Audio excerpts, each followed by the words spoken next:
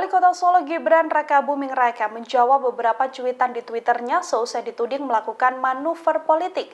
Hal ini setelah Gibran bertemu dengan Baca Pres Prabowo Subianto dan makan bersama di Solo, Jawa Tengah. Dikutip dari laman Twitter pribadinya, pada Senin 22 Mei, Gibran menjawab cuitan akun Like Joseph 17 sebagai anak muda yang melakukan manuver politik. Menjawab hal tersebut, Gibran menuturkan bahwa dirinya tak pernah bermaksud melakukan manuver apapun. Gibran lantas menegaskan bahwa dirinya hanya makan bakmi dan nasi goreng dengan menteri. Melanjutkan cuitannya, Gibran juga menuturkan bahwa dirinya hanya seorang anak kecil yang tak bisa melakukan manuver. Sebelumnya diketahui bahwa Gibran bertemu dengan Prabowo Subianto pada Jumat 19 Mei di Solo, Jawa Tengah. Hal ini dianggap memberi isyarat dukungan Gibran untuk Prabowo Subianto, padahal partainya PDI Perjuangan mendukung Ganjar Pranowo maju menjadi Capres 2024 mendatang. Gibran pun langsung dipanggil untuk mengklarifikasi pertemuan tersebut di kantor DPP PDI Perjuangan.